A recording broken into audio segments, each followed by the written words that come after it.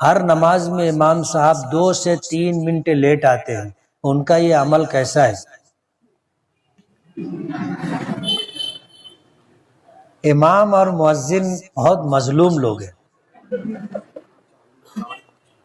بہت مظلوم لوگ ہیں، اور لوگ جو ہے ان ساری باریک باریک چیزوں کو دیکھتے رہتے ہیں۔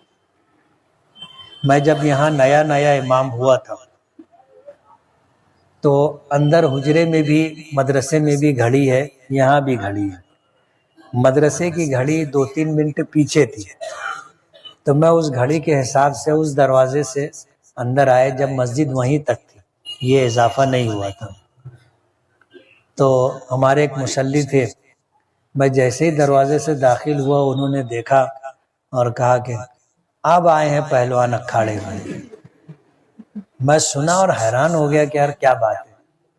جب میں آ کے مصلی پہ کھڑا ہوا تو سامنے گھڑی دیکھا تو 2-3 منٹ لیٹ آیا تھا میں، تو میں نے نماز مکمل کی اور سلام پھیرنے کے بعد میں نے کہا کہ مسئلہ یہ ہے کہ امام جب آئے گا جب نماز کھڑی ہوگی، مقتدی کو امام کا انتظار کرنا چاہیے۔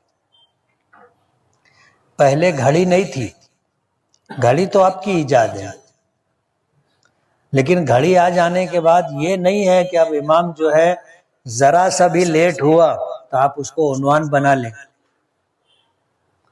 اور ہمارے یہاں گھنٹے والی عبادت نہیں ہوتی، اس لیے ایسا نہیں ہے کہ جیسے گھڑی میں ہوئے ٹن تو امام کو آگے مصلی پہ کھڑے ہو جانا چاہیے، ایسا ضروری نہیں۔ مسئلہ یہ ہے کہ مقتدی امام کا انتظار کریں گے، جب امام آئے گا نماز کھڑی ہوگی۔